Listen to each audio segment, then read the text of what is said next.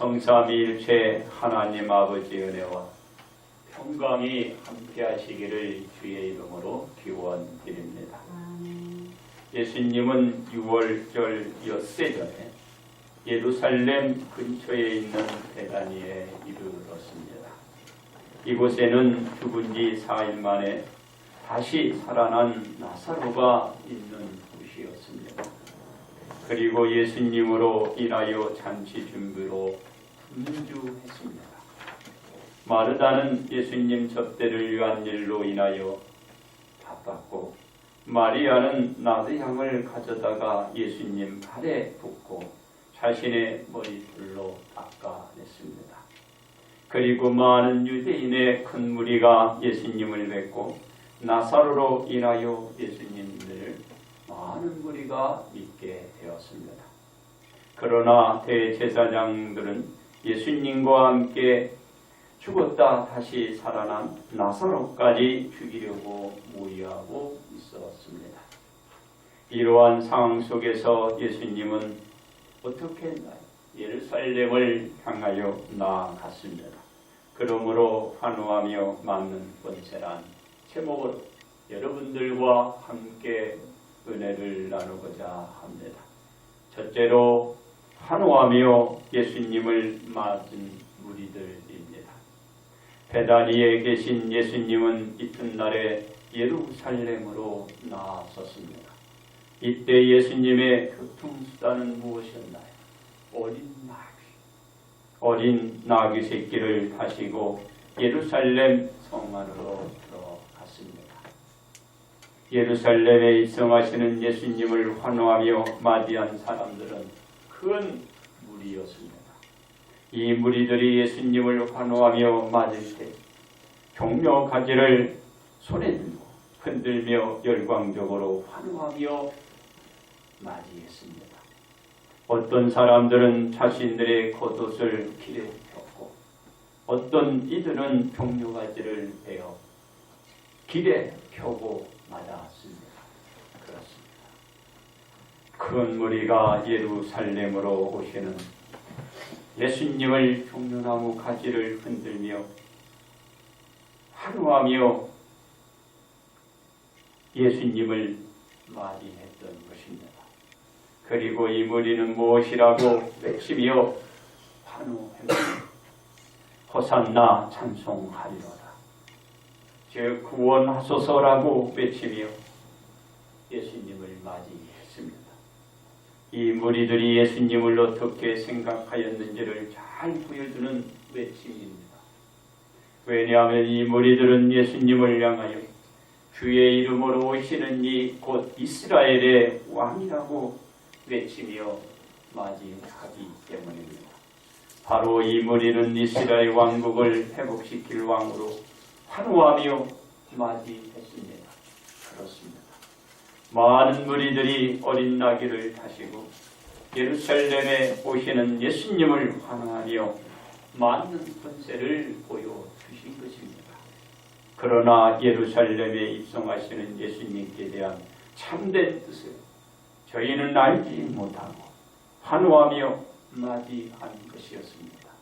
왜냐하면 이 무리들은 이스라엘의 왕이 나귀 새끼를 타고 오신다는 말씀대로 나귀 새끼를 타시고 오시는 예수님을 환호하며 맞이했기 때문입니다.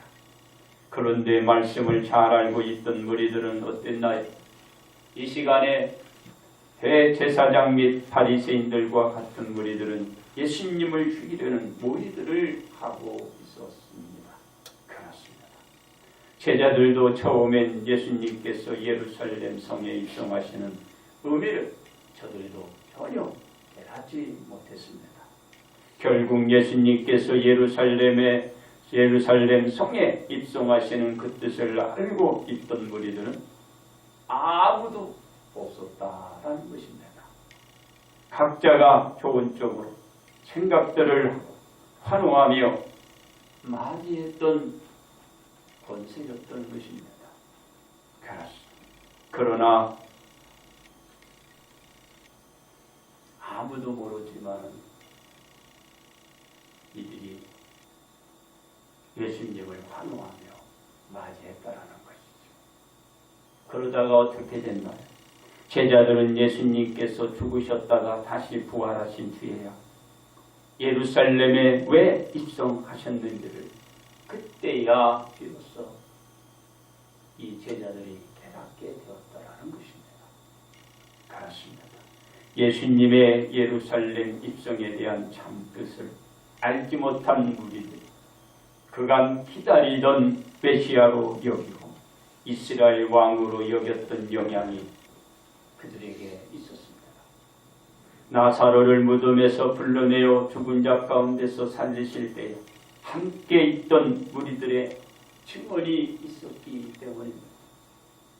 역사, 이적, 표적 때문에 많은 사람들이 예수님을 믿은 결과가 되었다라는 것입니다. 이로 인하여 큰 무리들은 더욱더 예루살렘에 입성하는 예수님을 환호하며 맞는 권세를 드러내 주었을 것입니다. 그러나 참뜻을 알지 못했죠. 왜 그런가요? 이에 무리가 예수를 맞으면 이 표적 행하심을 저들이 들었습니다. 표적으로 인해서 예수 그리스도를 더 환호하며 맞이. 그러니 바뀌고 변질될 수밖에 없는 것입니다. 그렇습니다. 우리들이 예수님을 환호하며 맞는 권세는 하나님을 찬양하며 아주 열광적이었습니다. 이것을 본 바리새인들이 서로 말하기를 자신들의 모의였던 예수님을 음해해 죽이려는 모든 것이 쓸모없게 될 지경에 이르자 예수님께 그들이 열광적으로 환호하는 그것을 진정해 달라고 요청하기도 한 지경이 되었으니까요. 그러나 우리 예수님은 바리새인들에게 무엇이라고 말하세요? 이렇게 말씀을 합니다. 만일 이 사람들이 침묵하면 돌들이 소리 지르리라고 말씀하셨습니다. 이 무리들이 환호하며 말하는 것은 그 권세는 하나님의 역사인 것입니다. 그러니 그들이 잠잠할 수가 없습니다. 들어오시는 예수님을 이와 같이 맞이했던 것입니다. 두 번째 십자가에 못 박기를 구한 무리들입니다.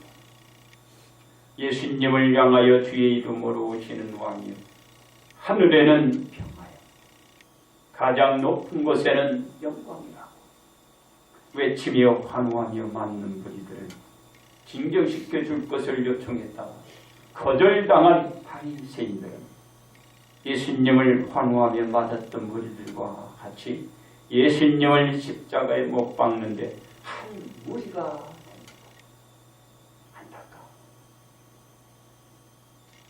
왜냐하면 예수님께서 예루살렘에 입성하게 된 참뜻을 알지 못한 상태에서 예수님의 무기력한 그 모습을 저들이 자기 생각에서 보았기 때문입니다. 참뜻을 알지 못했습니다.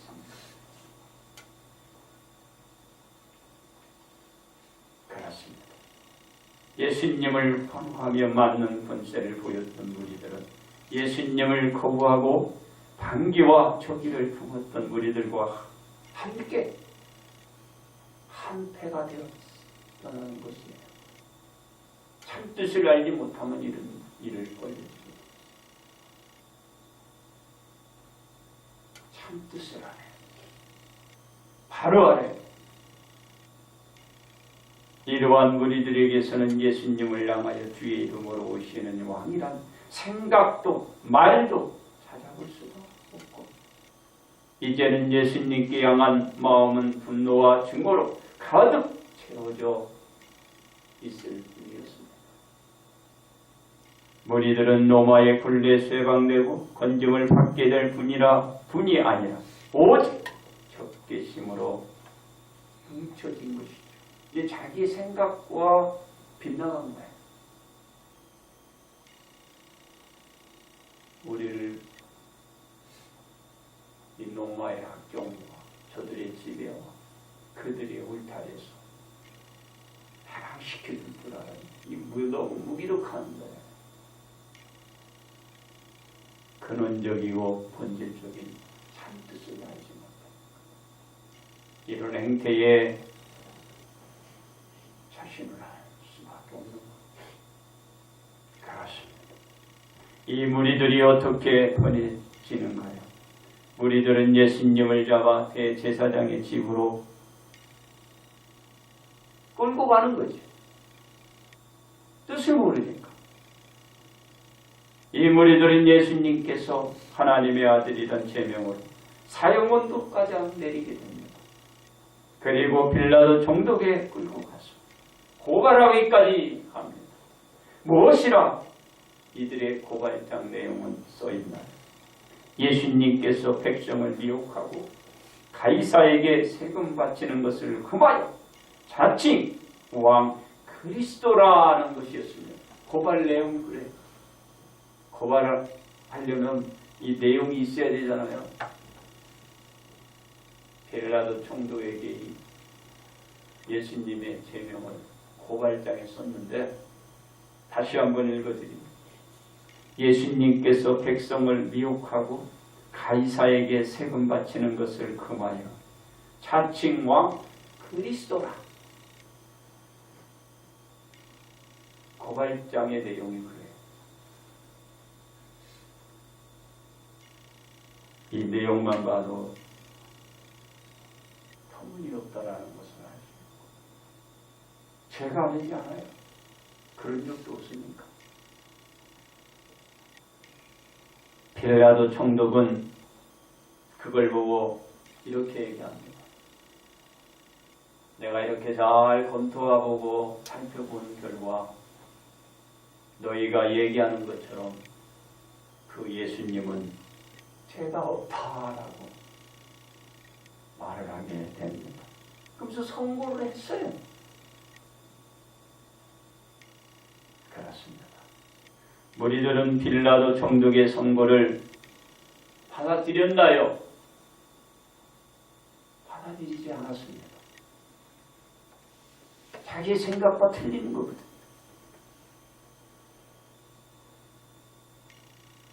그러자 빌라도 총독은 대제사장들과 관리들과 백성을 모아놓고서 그들 보는 앞에서 예수님을 신문했습니다. 그리고 빌라도 총독은 고발하는 일에 대하여 죄를 찾지 못하였으므로 바로 죽일 일이 없으므로 그저 몇 대 때려서 내가 놓아주겠다. 왜? 그들 앞에서 신문을 했잖아요. 그들이 보는 앞에서 예수님께 신문을 하고 예수님께 물어본 거예요. 그런데 대제사장 저들의 무리들은 요구하고 주장하는 것처럼 바로 빌라도 총독이 보니까 죽일 일이 아니에요. 죽일 일이 없으니까 내가 그럼 몇 대 그냥 내려 보낼 수는 없고 몇 대 때려서 다신 조용히 하라 이런 뜻이겠죠. 하도 원성을 하도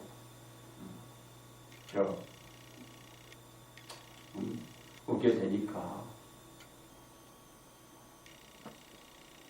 이 선고의 무리들은 어떻게 했나요?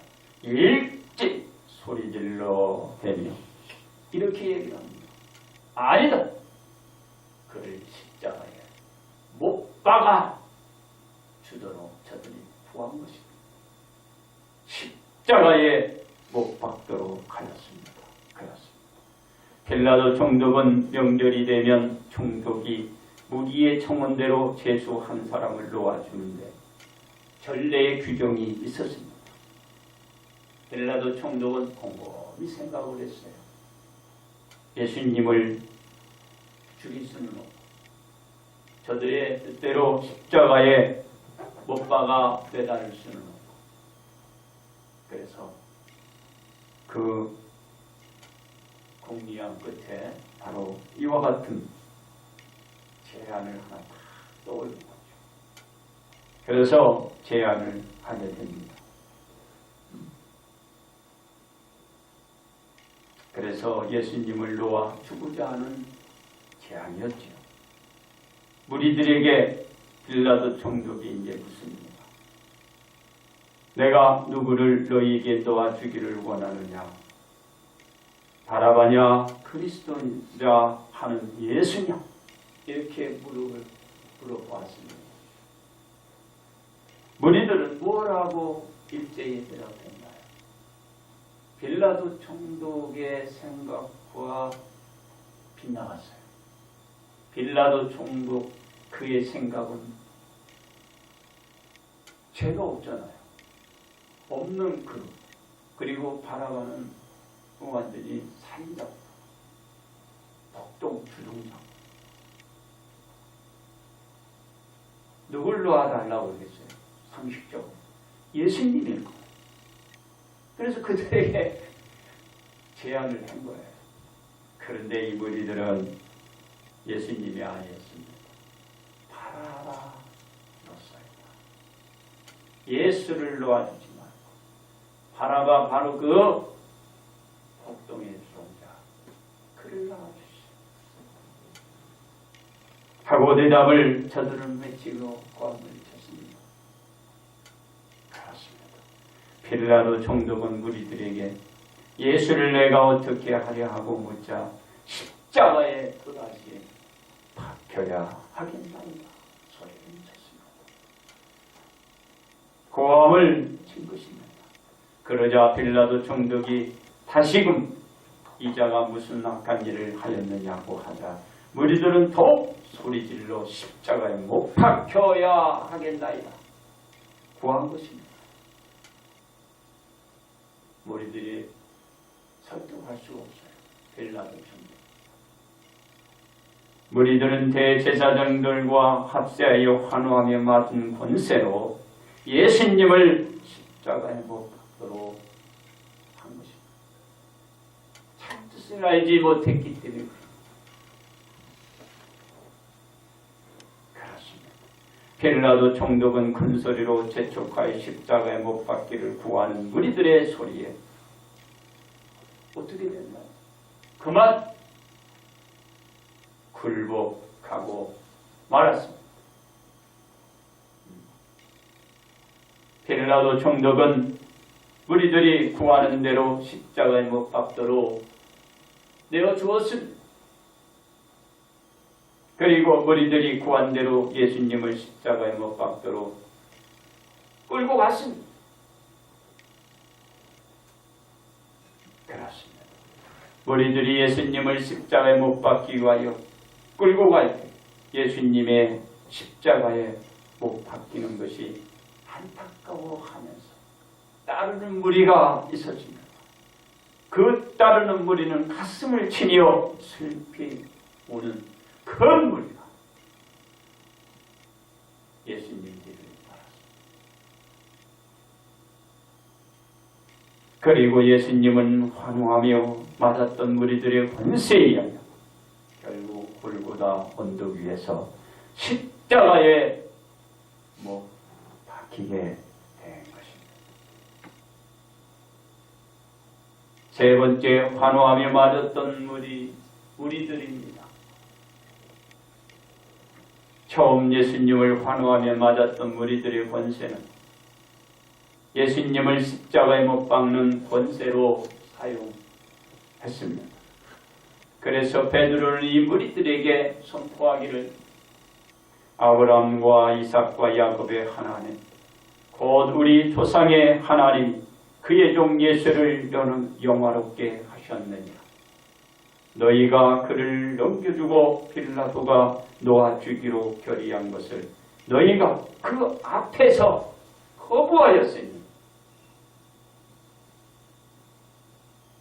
빌라도가 놓아주기로 했던 걸 무리가 거부한 거예요. 그리고 십자가에 달겠다. 베드로가 무리들 앞에 선포하는 거야. 베드로가 누구지?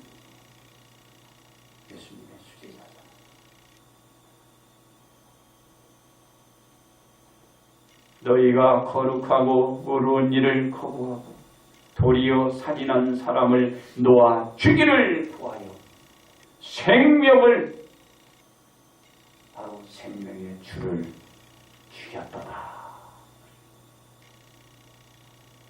무리들이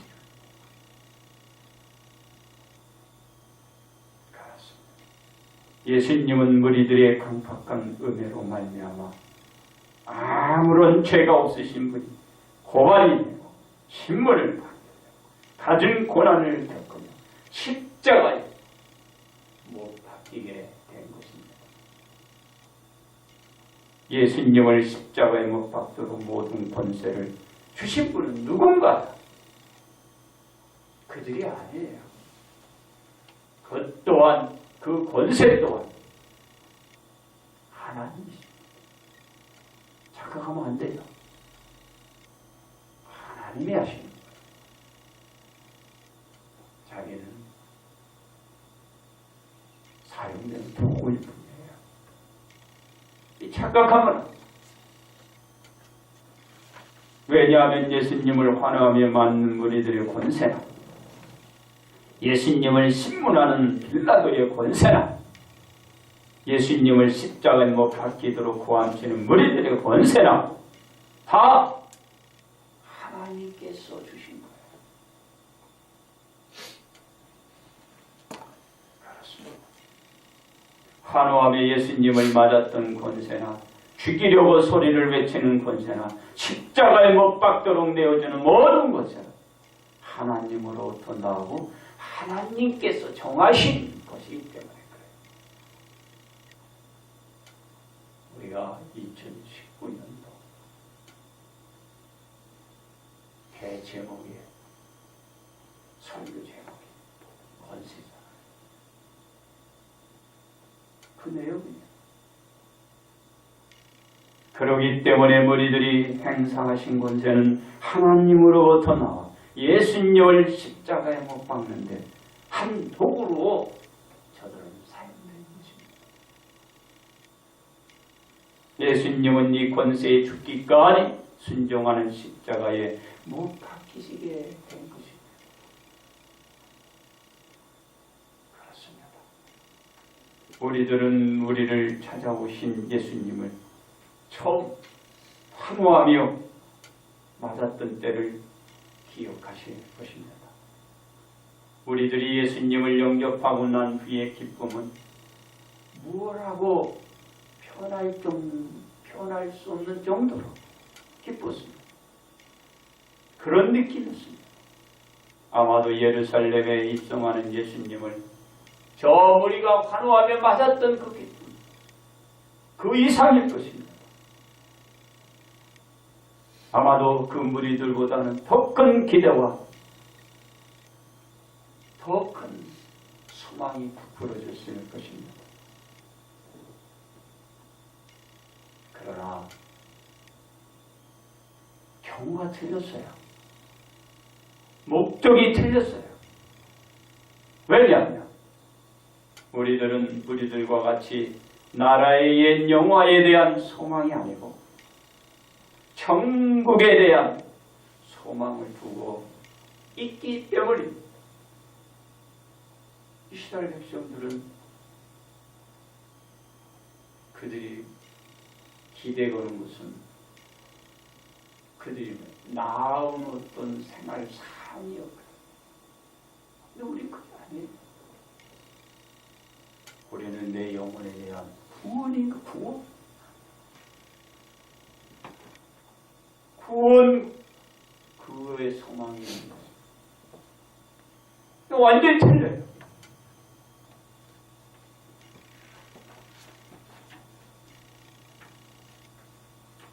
그렇습니다. 우리가 예수님을 환호하며 맞았던 권세로 앞으로도 지속적으로 유지하기 위해서는 어떻게 해야 할까요? 첫째로 가슴 벅차게 환호하며 맞이했던 열정을 잊지 말아야 합니다.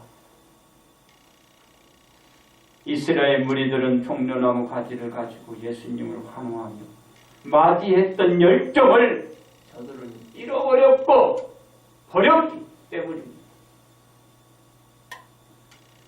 우리는 환호하며 맞이한 예수님께 대한 열심을 잊지 않고 잃어보지 않을 때 우리가 맞이한 그 환호하며 맞은 권세는 계속 유지해갈 수가 있습니다. 둘째로 외치던 호산나의 구호를 잊지 말아야 합니다.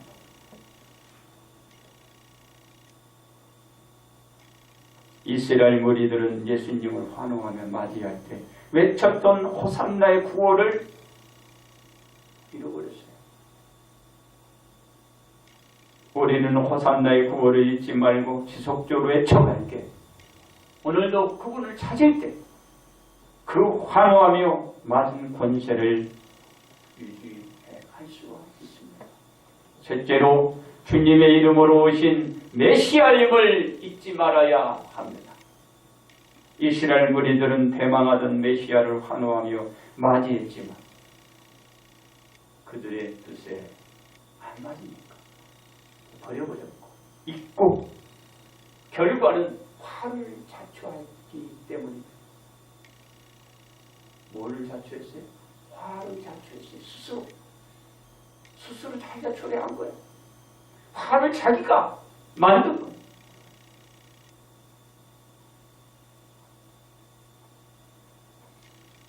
우리는 환호하며 맞이한 예수님이 메시아임을 오늘 믿어왔듯이 믿으세요. 잊지 마세요. 그리고 환호하며 맞은 그 권세를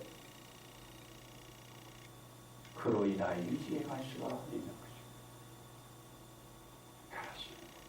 우리는 뜨거운 기쁨과 벅찬 듣던 마음으로 환호하며 맞이한 예수님에 대한 권세를 유지해 가는 것만이 예수님께 대한 열정이 식어지지 않을 수가 있습니다. 그리고 우리가 환호하며 맞이한 예수님께 대한 구원의 열망 식지 않게 될 것입니다. 우리가 소망하고 있는 온전한 구원의 성취도 그로 인하여 달성될 수가 있을 것입니다. 그러므로 우리는 오늘 이 정도시 환호하며 맞이했던 우리 주님,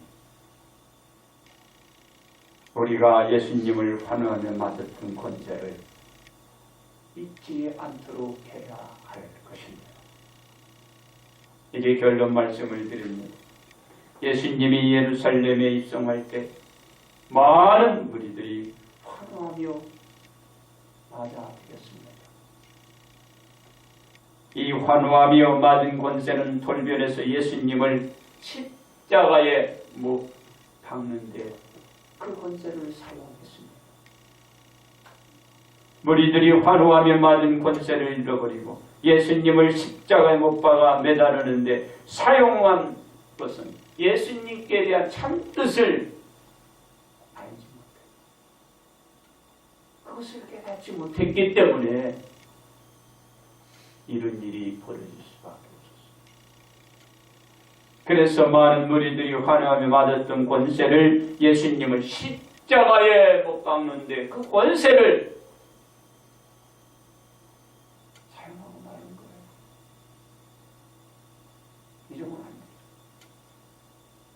오늘도 우리가 깨닫지 못하면 나에게 주신 힘을 엉뚱하게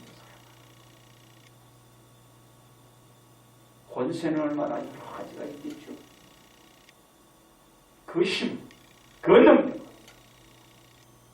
하나님의 영광을 나타내는 사용돼야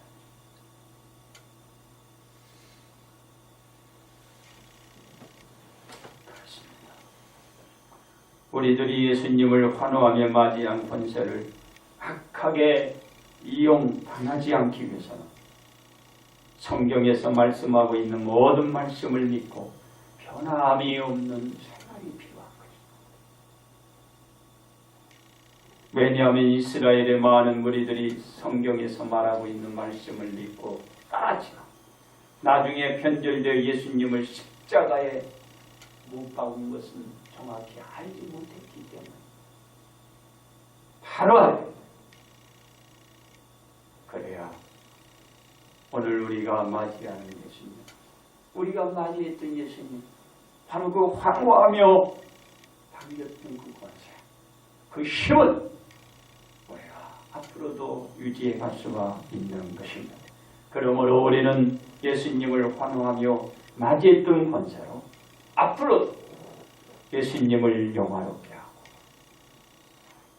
그의 영광을 드러내고 여러분의 삶은 복되게 만들어가는 권세로 복 받으시기를 주의 이름으로 축복합니다.